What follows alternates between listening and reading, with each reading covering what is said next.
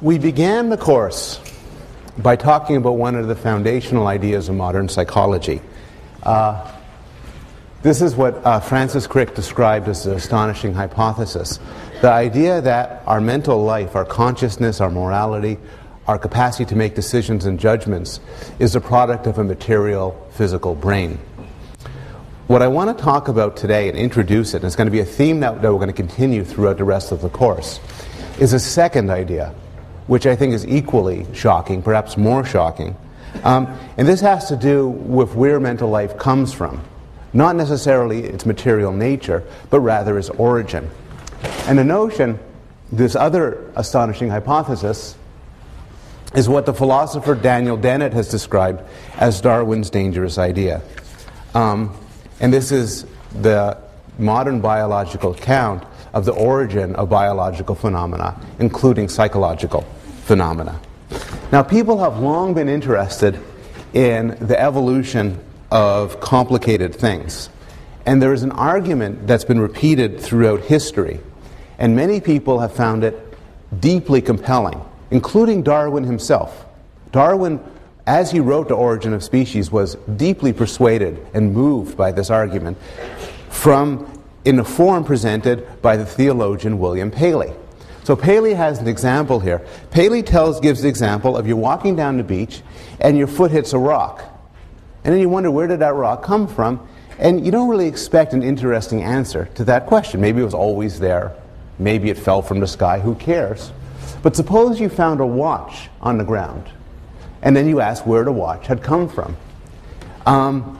Paley points out that it would not be satisfying to simply say it's always been there, or it came there as an accident. And he uses this comparison to make a point, which is a watch is a very complicated and interesting thing. Paley was a medical doctor, and Paley goes on to describe a watch and compare a watch to the eye. And noticing that a watch and the eye contain multitudes of parts that interact in complicated ways to do interesting things. In fact, to change and to update the analogy a little bit, an eye is very much like a machine known as a camera. And they're similar at a deep way. They both have lenses that bend light and project an image onto a light-sensitive surface. For the eye, the light-sensitive surface is the retina. For the camera, it's the film. They both have a focusing mechanism. For the eye, it's muscles that change the shape of the lens. For a camera, it's a diaphragm that governs the amount of incoming light. They're both encased in black. The light-sensitive part of the eye and part of the camera are both encased in black. The difference is, so in fact, the eye and a camera look a lot alike. And we know the camera is an artifact. The camera has been constructed by intelligent beings to fulfill a purpose. In fact, if there's any difference between things like the eye and things like a camera, the difference is that things like the eye are far more complicated than things like the camera. When I was a kid, I had this incredible TV show called The $6 Million Man. Anybody here ever seen it or heard of it? Oh.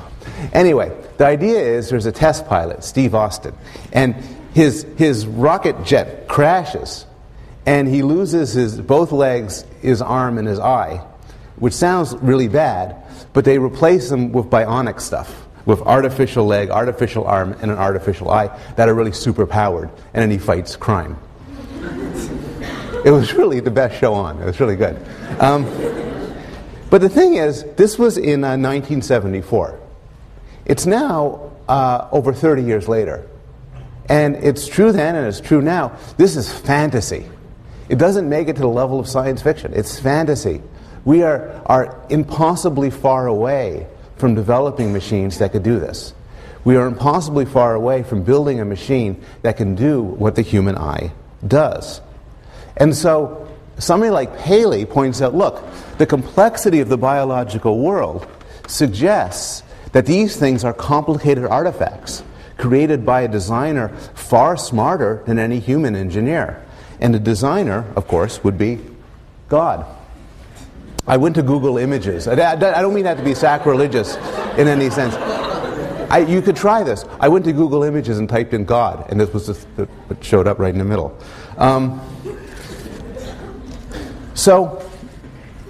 And this Paley argued, and has been convincing throughout most of history, is a perfectly logical explanation for where these complicated things come from. It also has the advantage of being compatible with Scripture and compatible with religious beliefs, but Paley made the point this stands on its own. If you find complicated things, that complicated artifacts, you don't assume they emerged by accident, you assume that they were created by an intelligent being. Now, this view has always had problems. This view, you could call it creationism, which is that biological structures were created by an intelligent being, has always had problems. One problem is it pushes back the question. So you ask, where did that intelligent being come from? And this is a particularly serious problem from the standpoint of the evolution of psychological structures. So we want to know, how is it that creatures came upon this earth with the ability to reason and plan and do things? And then the answer is, well, another creature with that ability created us. That doesn't necessarily mean it's wrong, but it means it's unsatisfying. You immediately want to get an explanation for where that other creature comes from. More to the point, there's always been evidence for evolution. And what I mean by evolution here isn't necessarily a specific mechanism, but merely the fact that body parts like the eye didn't emerge all of a sudden, but rather have parallels both within other existing animals and across human and biological history. This evidence comes in different forms. There's fossil evidence for different body parts suggesting that they have evolved for more rudimentary form. There's vestigial characteristics, and what this means is there are characteristics that human bodies have that are somewhat inexplicable, like the human tailbone or goosebumps, unless you view them at the human body in its current form as modifications from a previous form. There are parallels with other animals, and this is clear in psychology. So the human brain is different from the rat, cat, and monkey brain, but at the same time you see them following a sort of common plan and common structures. And one rational inference from this is that they're linked through evolutionary descent. Finally, there's occasional poor design. So Paley rhapsodized about the remarkable powers of the human body and the different body parts, but even Paley admitted that there's some things which just don't work very well. Your eye contains a blind spot because of how the nerves are wired up. In the male urinary system, the urethra goes through the prostate gland instead of around it, which leads to many physical problems in men later on in life. And so you're forced to either argue that these are really good things, or that God is either malicious or incompetent. And those are difficult arguments to make. So these are problems with the creationist view, but still, for the longest time in human intellectual history, there was no alternative. And in fact, so Richard Dawkins, the most prominent evolutionary biologist, one of the most prominent evolutionary biologists alive, and one of the most staunchest critics of creationism, has written in The Blind Watchmaker saying, look, anybody 100 years ago, or 150 years ago, who didn't believe that God created humans and other animals was a moron. Because the argument from design is a damn good argument. And in the absence of some other argument, you should go defer to that. You should say, well, there are all these problems, but humans and other biological forms must have divine creation because of their incredible, rich, and intricate structure. What changed all that, of course, was Darwin. And Darwin's profound accomplishment was showing how you get these complicated biological structures, like the eye, emerging through a purely non-intentional, non-created process, a purely physical process. And this could be seen as equal in importance to the claim that the Earth revolves around the sun, and that we're not the center of the universe. So, and in fact, some scholars have made the suggestion, which seems plausible, that the idea of natural selection is the most important idea in the sciences, period. So this is not a course in evolution, and I expect people to have some background. If you don't have a background in it, you could get your background from external readings, but also from the Gray textbook and the Norton readings will each provide you with enough background to get up to speed. But the general idea is that there are three components to natural selection. There is variation, and this variation gives rise to different degrees of survival and reproduction, and gets passed on from generation to generation, and gives rise to adaptations, what Darwin described as that perfection of structure that justly excites our imagination. And the biological world has all sorts of examples. You look at camouflage. Prior to Darwin, one might imagine that some intelligent creator crafted animals to hide from their prey. But now we have a different alternative, which is that animals that were better hidden survive better, reproduce more, and over the course of thousands, perhaps millions of years, they develop elaborate camouflage. There's been a lot of work on Paley's favorite example, the eye. So Darwin himself noted that the human eye did not seem to emerge all at once, but rather you could look at other animals and find parallels in other animals that seem to suggest that more rudimentary forms are possible. And more recently, computer simulations have been developed that have crafted eyes under plausible assumptions of selective pressure and what the starting point is. So this is the theory of natural selection. The good question to ask is, why am I talking about evolution in Introduction to Psychology class? And the answer is that there are two ideas which come together. And in fact, they're both of the dangerous ideas. One idea is that Darwin's idea that biological forms evolve through this purely physical process. The second idea, the rejection of Descartes, is that our minds are the product of physical things and physical events. You bring these together, and it forces you to the perspective that what we are, our mental life, is no less than eye, no less than camouflage, the product of this purely physical process of natural selection.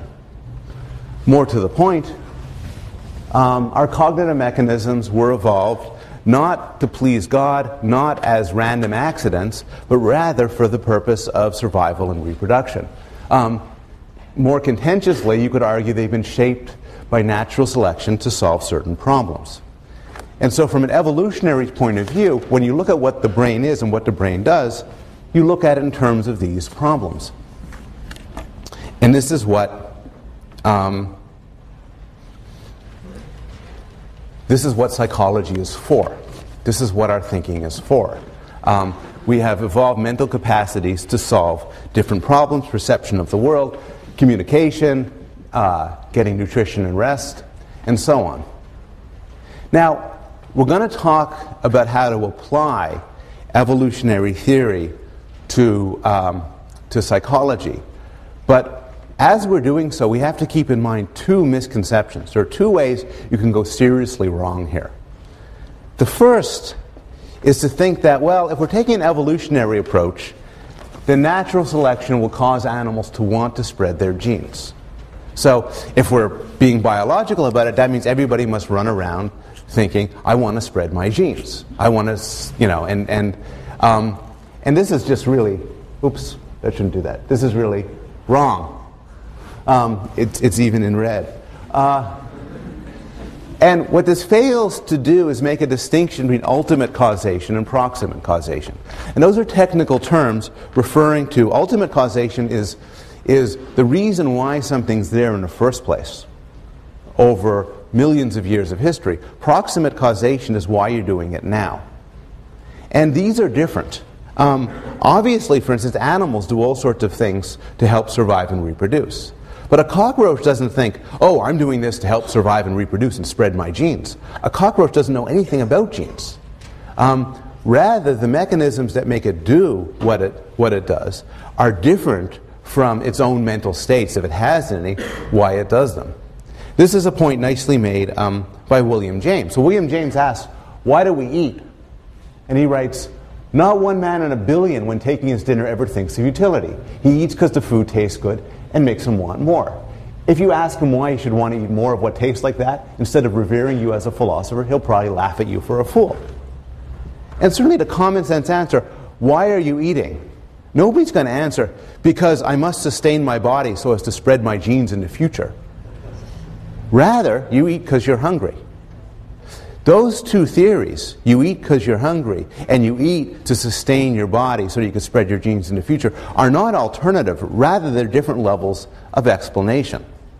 And you can't confuse them. The ultimate level, which does appeal to survival and reproduction, does not, is independent from the psychological level. To give another example, people protect their children. So you ask, why do people protect their children? Why would somebody devote so much effort to protecting and helping and feeding their children? Well, the evolutionary explanation is animals that don't protect their offspring don't last over evolutionary time. We protect our offspring because they contain 50% of our genes. But that's not the psychological explanation. Nobody but a deranged psychologist would ever answer, oh, I love my children because they contain 50% of my genes. Rather, the psychological explanation is different and has a different texture. And this will be a lot clearer when we talk about the emotions, where you could really see a distinction between the question of why we feel something from an evolutionary point of view and why we feel it from a day-to-day point of view. The second misconception is that natural selection entails that everything is adaptive. That everything we do, everything we think is adaptive. This is wrong. Natural selection, evolution more generally, distinguish between adaptations and byproducts and accidents. Many of you are currently, or will as you get older, suffer back pain. If I was to ask you, so why do you suffer back pain? How does back pain help you survive and reproduce? Well, the answer is, it's not an adaptation. Back pain is an accidental byproduct of how our backs are shaped. Don't go looking for an adaptive reason for hiccups, or self-pity, or bloating after you eat. There's all sorts of things a body will do that have no adaptive value, rather just accidents. We have a body that does all sorts of things. Some things it will do by accident. And this is certainly true for psychology. So a lot of the things, for instance, that occupy our interest, our fascination in day-to-day life are almost certainly evolutionary accidents. The three of the main preoccupations of humans are pornography, television, and chocolate. But if I ask you, why do you like porn? And you say, because my ancestors who liked porn reproduced more than those who didn't. It's not true. Rather, you like porn, assuming you do, as an accident. You have evolved, for instance, should you be a heterosexual male, you have evolved to be attracted to women. That is most likely to be an evolutionary adaptation, because being attracted to women and wanting to have sex with women is one step to the road to having kids, which is very good from an evolutionary perspective. It so happens, though, in our modern environment that people have created images that substitute. So instead of actually going out and seeking out women, you could just surf the web for hours and hours and watch dirty movies and read dirty books. Evolutionary adaptive dead ends. They're accidents. Why do you like chocolate bars, assuming that you do? It is not because your ancestors in the African savannah who enjoyed chocolate bars reproduced more than those who didn't. Rather, it is because we've evolved a taste for sweet things. And we've evolved a taste for sweet things in part because the sweet things in our natural environment, like fruit, were good for us. In the modern world, we have created things like chocolate, which are not so good for us, but we eat anyway. A lot of the debates, there's a lot of controversy in psychology over the scope of evolutionary explanations. And a lot of the debate tends to be over what's an adaptation and what isn't. There are some clear cases. We have color vision. Why do we have color vision? Well, I think everybody would agree we have color vision as an adaptation because of the advantages it gives us for seeing and making visual distinctions. We are afraid of snakes. We're going to talk about that in more detail, but there's a straightforward adaptive story about that. We are afraid of snakes because really our ancestors who weren't afraid of snakes didn't reproduce as much as those that were. We like chocolate bars, and we enjoy NASCAR.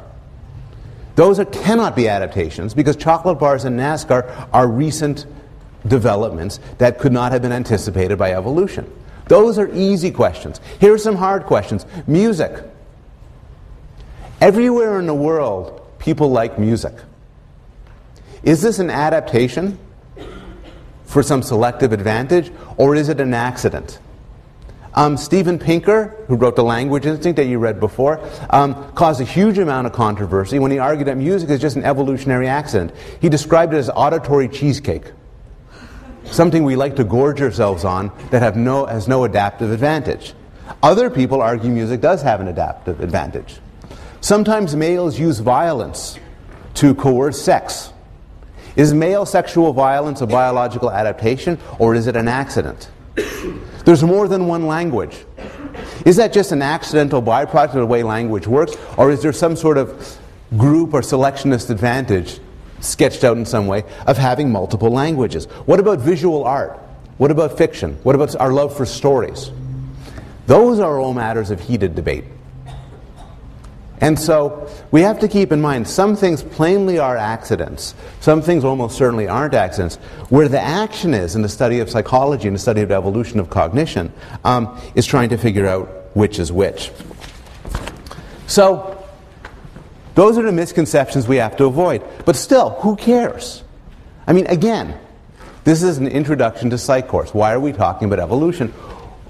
Why should it matter to a psychologist how the mind has evolved? I'm going to talk about evolution now, but for the rest of the course, I'm just interested in how our minds are, period. So why would evolution matter? Well, many people think it doesn't. For instance, and they think it doesn't for different reasons. One claim is a metaphysical one. You might be a dualist. You might reject the idea your mental life is the product of your brain.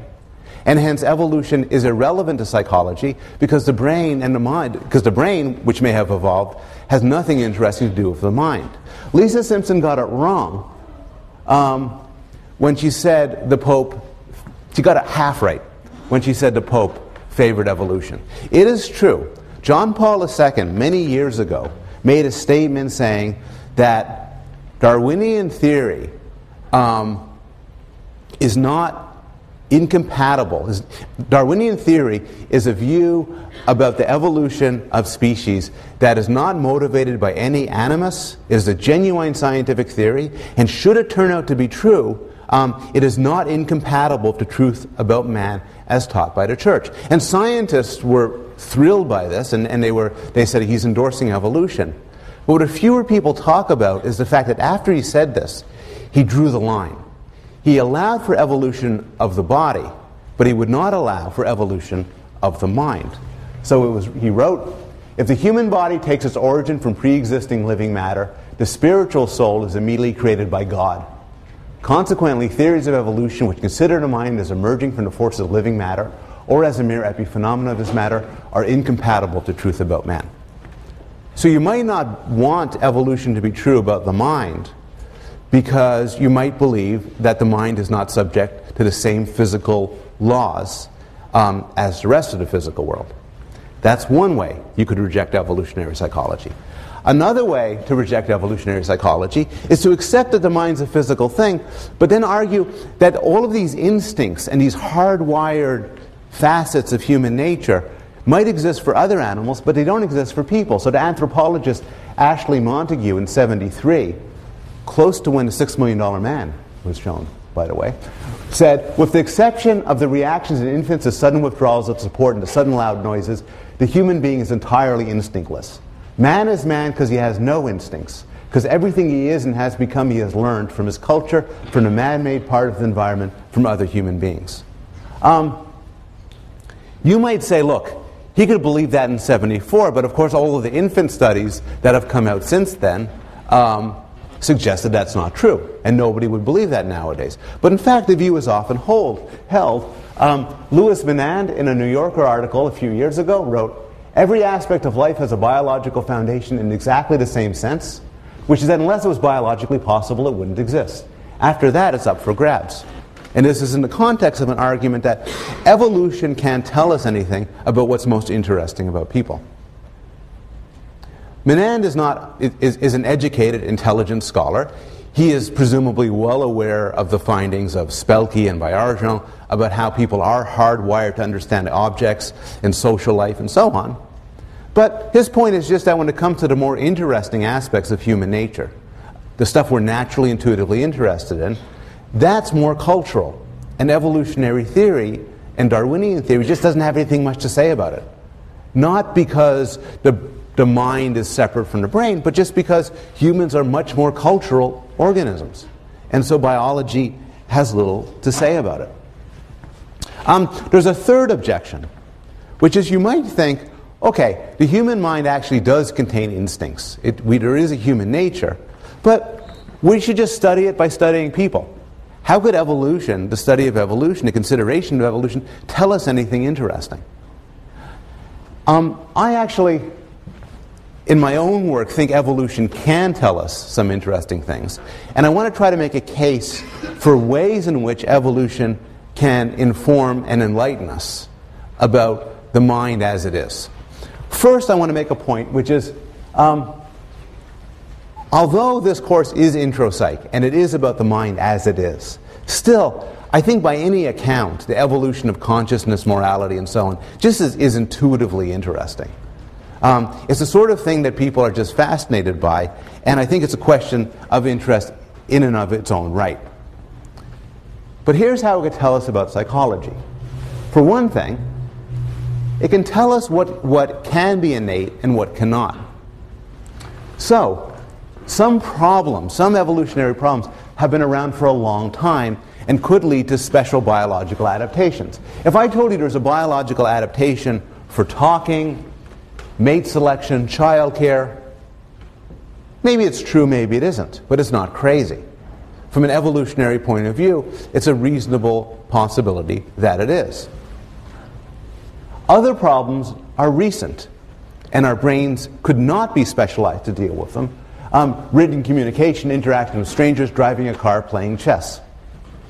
If you were to argue that there's a part of the brain devoted to playing chess, I would say you're utterly wrong. You cannot be right. Because from an evolutionary point of view, there could be no such part of the brain evolved, because playing chess is a recent innovation. As a result, a focus on evolution could help discipline us to make coherent claims about what is built in and what isn't built in. Third, we're going to talk about human differences in this course. We're going to devote a class to human differences of the sort of what makes you different from her, different from her. Why do we have different intelligences in this class? Why are some of us arrogant and some of us humble? Some of us attracted to men, others attracted to women, and so on. But there's also questions of group differences. And evolutionary theory can help us say intelligent things about what sort of group differences you should expect. Because evolutionary theory predicts that some populations should evolve in different ways than others. The most obvious example is that children should be different from adults. The evolutionary problems faced by a child are very different from the evolutionary problems faced by an adult. And you can make specific and rather interesting predictions about how children's brains should differ from adults' brains. Evolutionary theory does not make any predictions about racial differences or ethnic differences. Some might exist, but there's no adaptive reason why humans who have evolved in different parts of the world should have profound differences in their mental capacities. What does evolutionary theory say about sex differences? Well, it says some interesting things, and we're going to devote a class to discussing them. But what I think is going to prove to be important is that we'll be able to use evolutionary biology to talk sensibly about what sort of distinctions between the sexes, between males and females, one would expect to find and what sort one wouldn't expect to find. We can make educated predictions. I'm going to put here a clip of a man. This is a scene from the movie Roger Dodger, that begins with a man making quasi-evolutionary claims about the difference between men and women. And I want to put this as an example of what you could call barroom evolutionary psychology. And I want us to hold this in our minds because we're going to return to these claims and discuss their validity. I like this for a few reasons. First, I like the backward reference to William James in utility. Second, it is a gorgeous combination of some things that are actually reasonably rational and total bullcrap. But what evolutionary biology will give us is the tools to distinguish between the two. Like on the face of it, immediately, the ability to read maps, to claim that has a biological, that differences in that ability have a biological root is crazy. On the other hand, the claim that males may develop a trait not because it's advantageous, but to attract females is less crazy. The telepathic stuff is really crazy. So I'm not at this point going to devote a lecture to sex. I'm not at this point want to make any claims one way or another. But what I want to suggest is that from a biological point of view, we could say sensible and intelligent things about what differences should exist and what shouldn't. Finally, and most of all, looking at something from the perspective of design, the perspective of what's it for, can often give you interesting insights as to its current nature. And I'll give you two quick examples. One that's not from psychology, one that is. Women suffer, often women who are pregnant, early in their pregnancy, suffer from morning sickness, nausea, throwing up, and so on. This has traditionally been viewed as just a breakdown in the system. Too much hormones, everything's askew, women get nauseous. Margie Prophet suggested an alternative, and this won her the MacArthur Genius Award.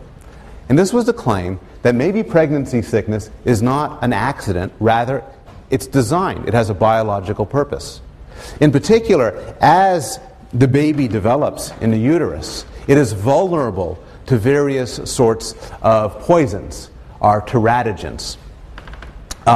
Prophet suggested that pregnancy sickness is a hypersensitive period where women are extremely sensitive, get extremely nauseous towards the sorts of foods that could damage their baby. Now, if she just ended there, it's a story. How do we know it's true? But then she went on to examine it the same way that any scientist examines any claim, by making predictions and testing them. And this makes some interesting predictions. It suggests a timing of onset and offset of pregnancy sickness, of morning sickness, should correspond to the period of maximal vulnerability on the part of the developing embryo or fetus. Suggested the types of foods avoided should correspond to those sorts of foods that were most deadly for the fetus, and that were deadly for the fetus during the periods where humans evolved. This last qualification is an important one. Women do not develop an aversion to alcohol during pregnancy, even though alcohol is extremely dangerous to the developing child. The answer is an easy one. Alcohol wasn't around during our evolutionary history, and we could not have evolved a system to protect ourselves from it. And finally, there should be a relationship between miscarriage and birth defects in a surprising direction. For Prophet, and she has evidence to back this up, pregnancy sickness is not a glitch in the system. Rather, it's the sign of a healthy, active, protective mechanism going on. And in fact, the more morning sickness, the more the baby should be protected. Something which, by and large, appears to be true. That's an example of how the question, when dealing with things, say, hey, women throw up when they get pregnant. And then say, look, maybe that's not just a glitch. What's it for? You could then learn some interesting things. Here's a different example based on the last lecture, this wonderful lecture by Peter Salovey on sex and love, where he talked about the big three. These are the big three, to remind you, of what attracts us to somebody else. You're very attracted to the person next to you, or person that, because proximity, similarity, familiarity. And there is abundant evidence supporting the truth of this. It's almost always true. But an evolutionary psychologist looks at this and says, there's something seriously wrong here. There's some cases where that has to be totally, absolutely mistaken. To realize what this is, think for a moment. What humans are you most close to, most similar to, and most familiar with? What humans did you spend over 10 years of your life with who are genetically and environmentally as close to you as if they were related? Who you are intimately familiar with? Are those the humans that you find the hottest? No, they're your siblings, and they are not hot. I was on Google Images this morning. I put up some hot siblings, but although we may find them hot, they do not typically, with some rare and bizarre exceptions, find one another hot. Why not? Well, this is not a huge puzzle from the standpoint of evolutionary biology. Evolutionary biology posits that humans, as well as other animals, should have incest avoidance. We should be attracted to those familiar to us, similar to us, close to us, but not kin. Kin are off limits. There's a good reason why. Because if you intermate with your kin, you have bad offspring. That's only. And so animals should be wired up not to mate with their kin. And in fact, this is what happens. There are parents of teenagers have all sorts of concerns. And a lot of the concerns are in fact sexual.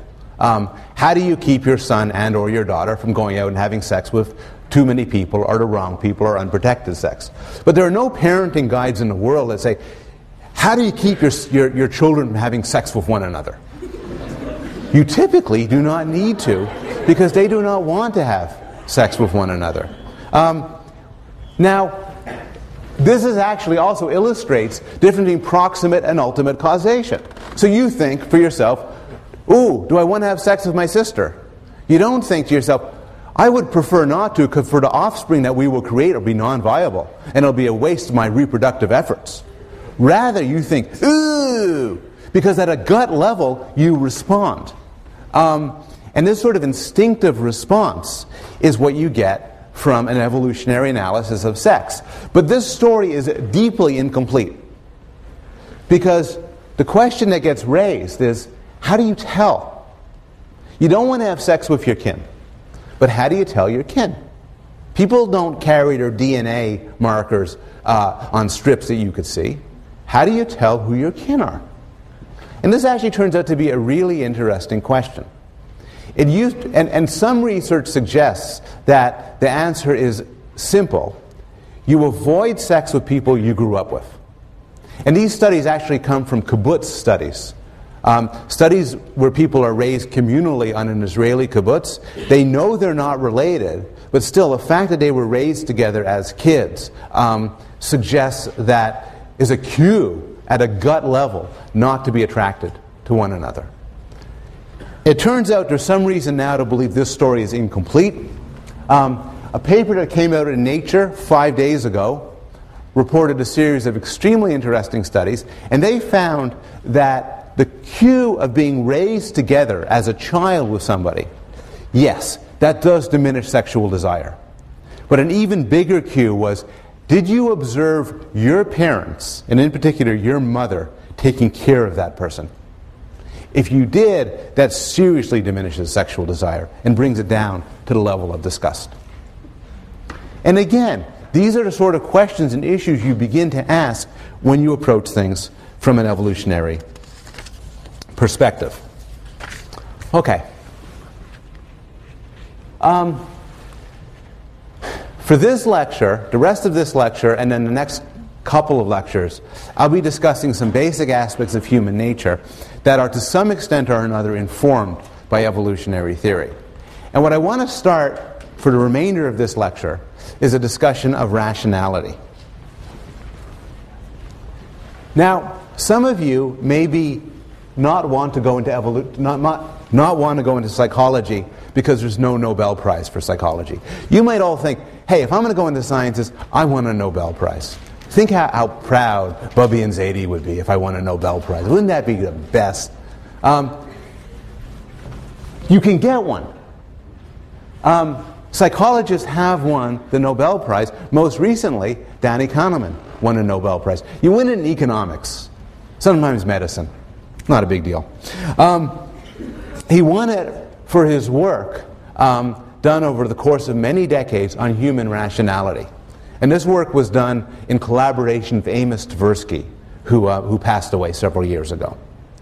And this work entirely transformed the way we think about human decision-making and rationality.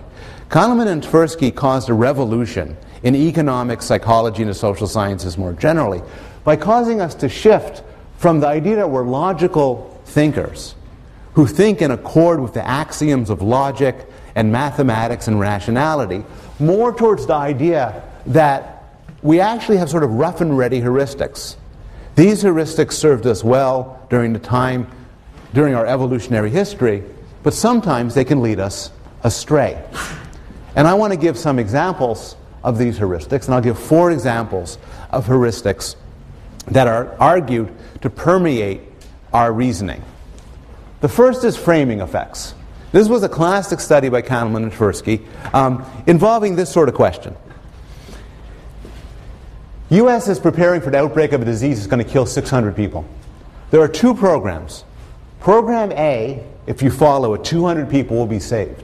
Program B, there's a 1/3 chance everybody will be saved, and a 2/3 chance nobody will be saved. Who would choose Program B? Who would choose Program A? Okay. And that fits the responses. Most people choose Program A. That could go either way. What's interesting is if you frame the question differently, like this, you get very different responses. If instead of focusing on the people who will be saved, you focus on the people who will die, and instead of focusing on the chance that nobody will die and the chance everybody will die, you flip it around, you get a corresponding flip. And this is known as a framing effect. The idea of a framing effect is that you can respond differently to a situation depending on how the options are framed. And in particular, this combines with loss aversion. People hate a certain loss. 4,000 of these people will die is extremely aversive. And so the framing can influence your decisions. And clever advertisers and clever decision makers will frame things in different ways to give rise to different intuitions. Sometimes this could be fairly simple. So you have this ad of a hamburger that's 80% fat-free versus 20% fat. You don't have to be a brilliant ad executive to figure out which one to go for. It turns out that this sort of the fundamental role of framing effects is not limited to humans. So I want to take a second and tell you some work done by my colleague, Laurie Santos, with capuchin monkeys. And what she does is, she takes these capuchin monkeys and she teaches them to use money. She teaches them to use little discs to buy themselves either pieces of banana or pieces of apple. And they like to eat this. And they very quickly learn you can hand over a disc to get some banana or some apple.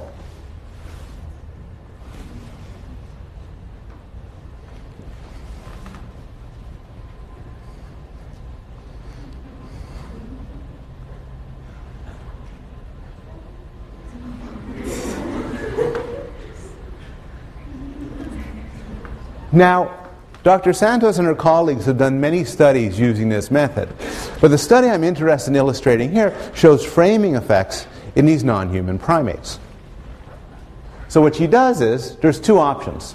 In one option, the experimenter shows one object to the capuchin and then either gives 1 or 2. Half the time gives 1, half the time gives 2, for an average of 1.5. The other experimenter does exactly the same thing.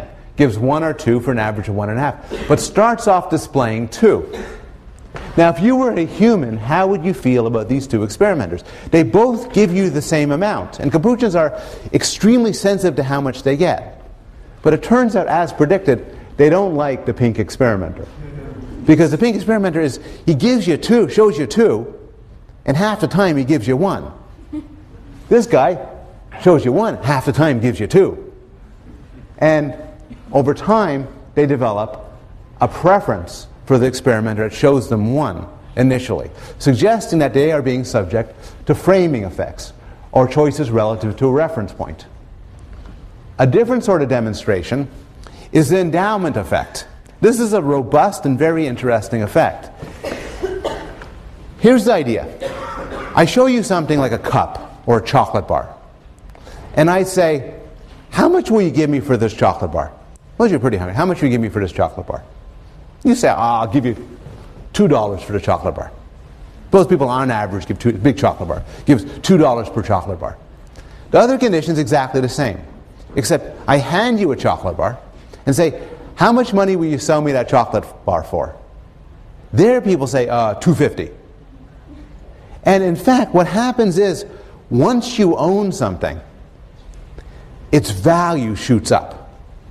And this has mystified economists and psychologists. It makes no sense. The chocolate bar doesn't even have to move. I just leave it on the table and say, either, how much will you spend, how much will you give me for this? Or, okay, it's yours, how much you want for me to take it back?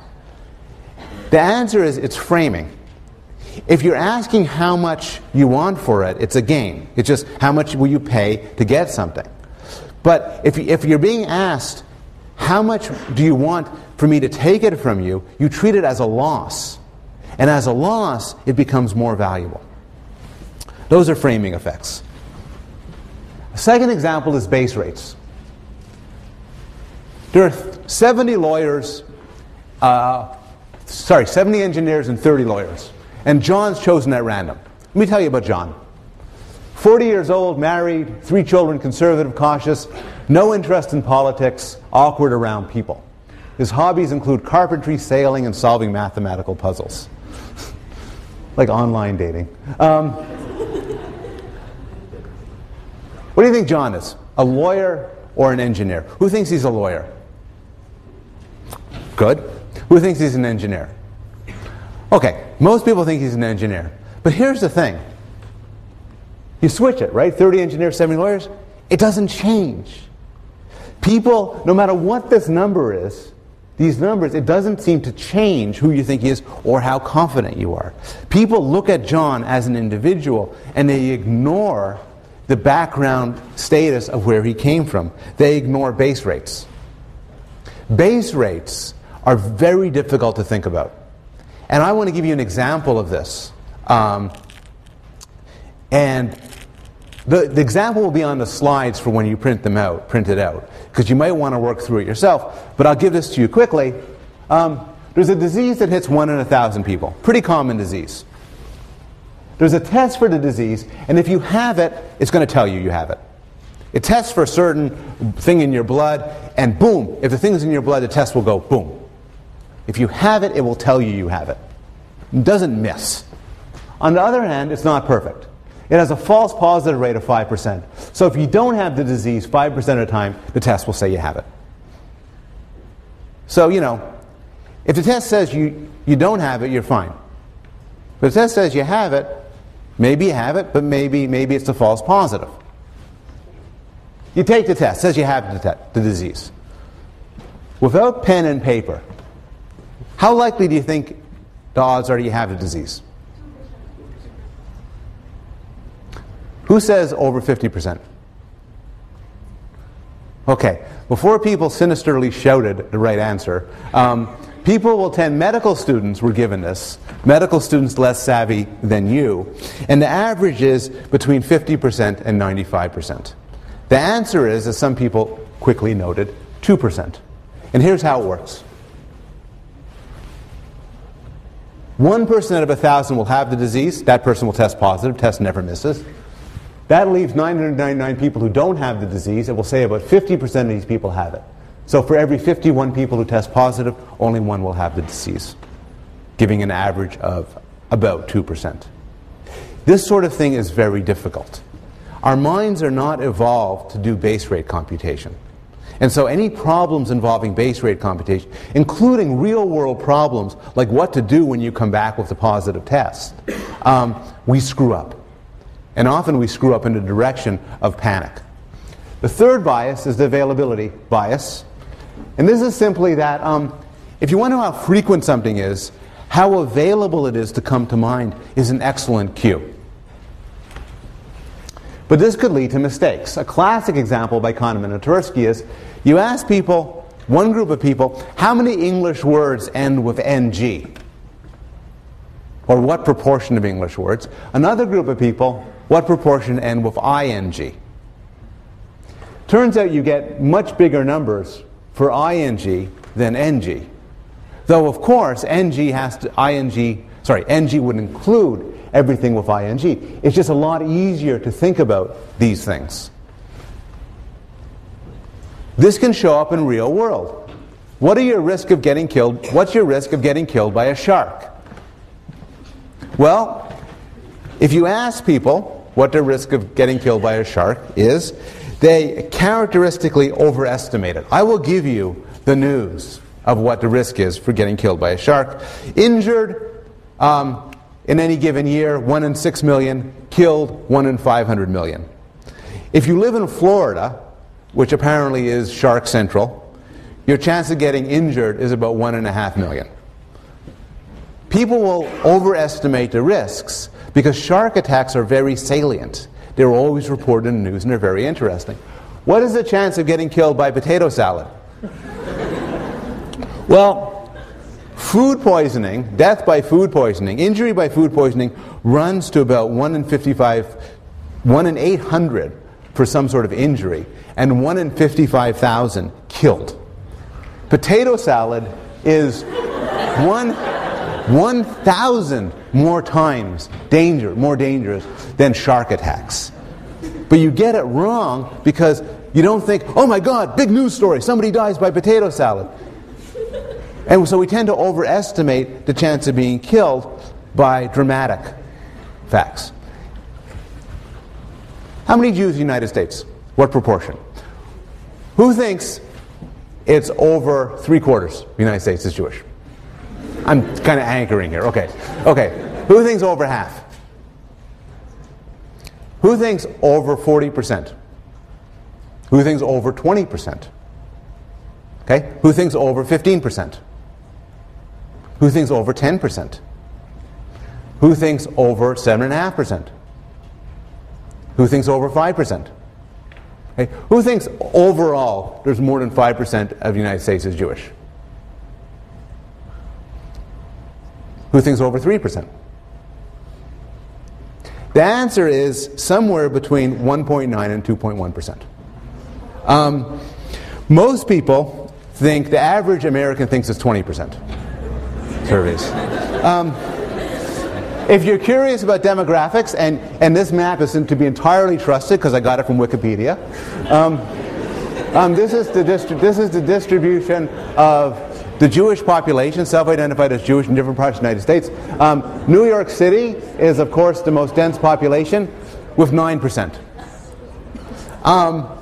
New Haven has 3.5%. Now, why do people get it wrong? Well, there's all sorts of reasons. And this is going to come out in the context of social psychology when we talk about how people think about human groups. But one quick answer is people who are plainly Jewish are prominent in positions where people notice them, like entertainment, or in the case of you guys, academia. And this could lead to this availability. Can I think of a Jew? Yeah. This availability causes us to overestimate the proportion to which Jews are represented in the population. Final example, confirmation bias. This is a very nice study. It's very simple. You're the jury of a custody case. You have to give a child custody, either mother or father, sole custody.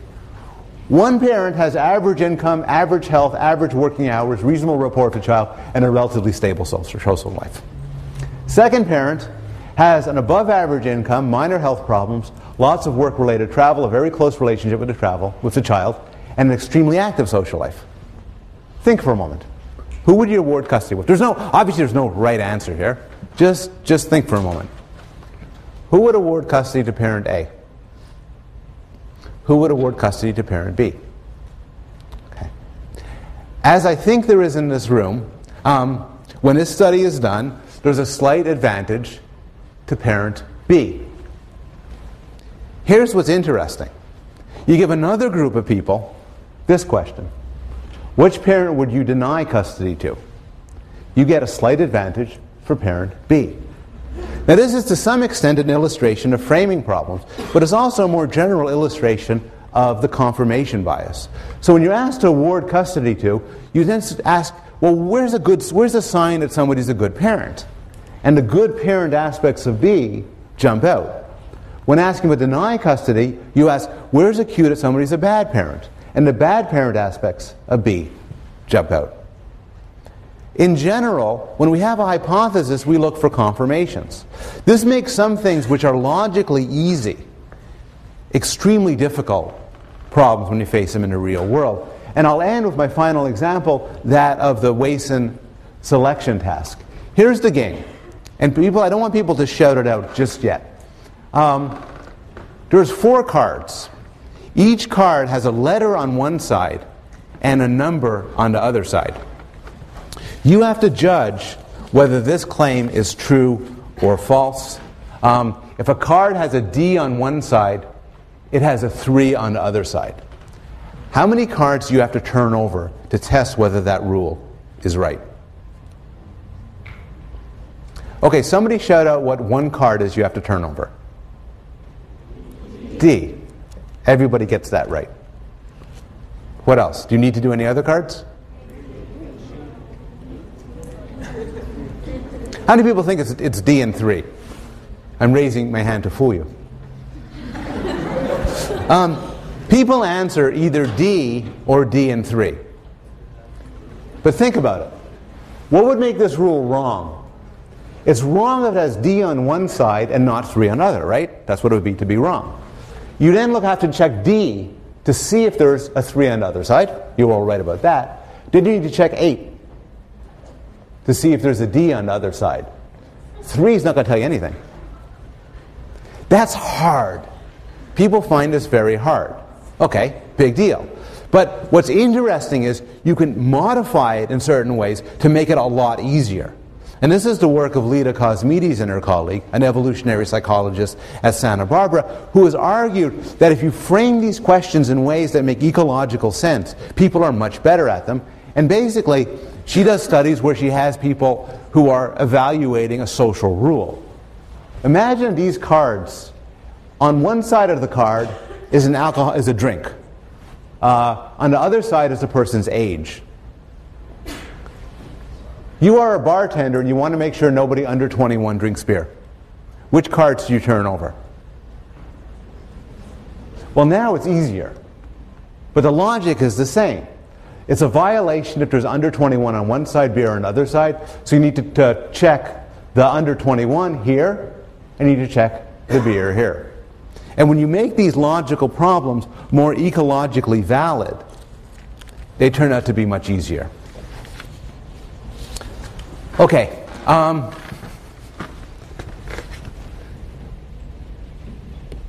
There's a little bit more, but I'll hold it off till next class.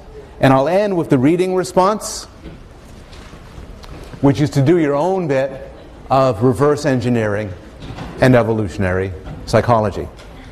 And I'll see you all on Wednesday.